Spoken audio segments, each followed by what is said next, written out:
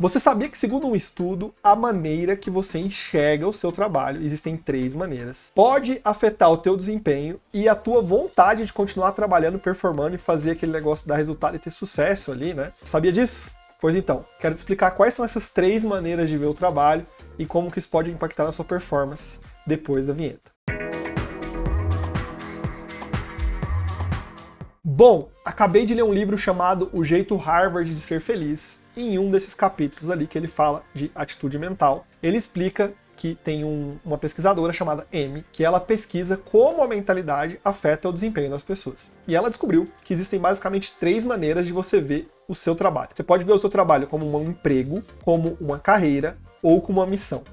Se você vê o seu trabalho como um emprego, essencialmente você está mais preocupado em ganhar dinheiro e você vê mais o tempo fora do trabalho, você anseia por esse tempo fora do trabalho, né? Esse é o tipo de mentalidade que normalmente faz com que você tenha piores desempenhos, né? Porque você não tem muita vontade de fazer aquilo ali e tal. Essencialmente você não vai, talvez, querer se esforçar um pouco mais, estudar, buscar mais fonte de informação para fazer aquilo ali melhor, por aí vai. A segunda maneira de ver o seu trabalho é você ver como uma carreira. E aí você, nesse caso, quando você vê como uma carreira, você procura estudar mais, você se esforça mais, né? Você não vê só a troca de tempo por dinheiro, por exemplo. E a última maneira de visualizar o seu trabalho é como uma missão. E aí, nesse caso, é como se você visse o próprio trabalho como um fim nele mesmo, né? Então, já é gratificante por si só fazer aquele trabalho, sem depender de recompensas externas. E normalmente, a pessoa ou as pessoas que veem o trabalho com uma missão, elas conseguem se dedicar por mais tempo, elas gostam mais daquilo que elas fazem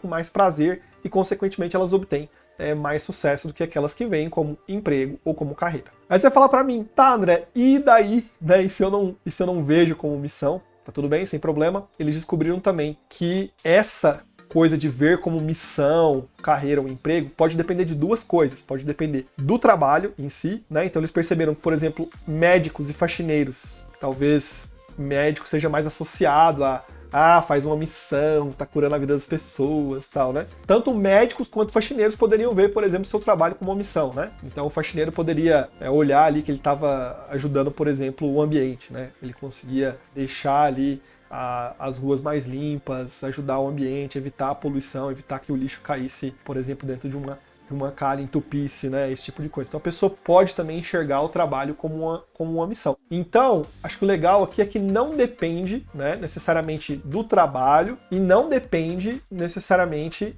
só da pessoa. Você pode ter as 2 coisas. Pode ser um trabalho tem uma missão super legal, sei lá, você trabalha numa ONG que salva baleias, por exemplo, alguma coisa assim. E aí talvez você tenha mais chance de ver como missão. Mas não depende só disso. Tá? Poderia ter uma pessoa que trabalhasse com isso também, que enxergaria como um emprego. E por que eu trouxe isso aqui no canal? Porque eu fiz essa mesma reflexão pensando, e aí, será que vender pode ser enxergado como uma missão, né? E eu acredito que sim, né? Porque eu entendo que vender é relacionado a ajudar a outra pessoa, né? Você conseguir entregar algo em cima daquela necessidade daquela outra pessoa. E cada produto ou serviço, quando ele foi criado e se ele existe, né? Ele existe por alguma razão, ele existe para suprir essas necessidades. E aí ele até traz um exercício bem legal no livro, que é você pensar nos prazeres e também no impacto que aquilo que você faz traz para o mundo, né? Então se a gente traz isso para a área comercial, seja um gerente de vendas, diretor de vendas, não importa, né, você trabalha ali, você pode pensar o que o seu produto ou serviço traz de impacto para o mundo. Se você conseguir atingir, por exemplo, a tua meta, né, o que aquilo ali traria de impacto para o mundo? E o que aquilo ali traria,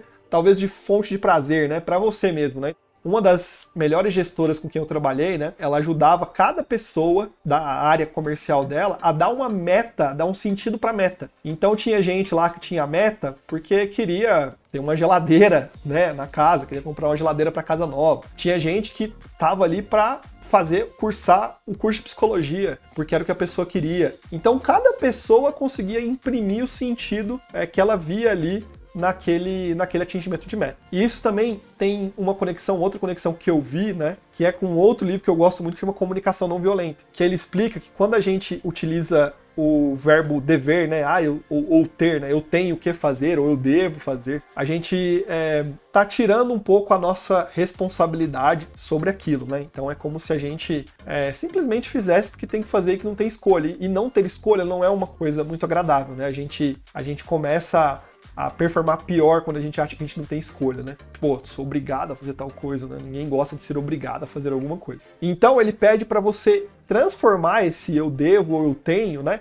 Você substitui ele por eu escolho fazer ou eu escolho vender esse produto porque aí você consegue descobrir o que você ganha fazendo aquilo. E eu vejo que também seria uma outra forma de você conseguir colocar um pouco mais de sentido no trabalho de vendedor ou de, enfim, gerente de vendas, alguma coisa assim. E aí eu tô curioso para saber o que é que vocês vendem, né? Qual é a missão de vocês, se vocês conseguem aí, em algumas palavras, trazer um pouco de qual é a missão de vocês seguindo esse exercício que o livro propôs aqui. E se vocês quiserem saber um pouco mais de informação sobre esse livro, pesquisem por O Jeito Harvard de Ser Feliz. E é um livro muito legal, acabei de ler ele aqui. Tô com vários insights, acho que os próximos vídeos, inclusive, serão um pouco mais sobre insights que eu tirei aqui desse livro, em coisas que a gente pode aplicar na área comercial como um todo aí, ou na profissão de vendedor. Beleza? Tamo junto, até o próximo vídeo. Tchau, tchau.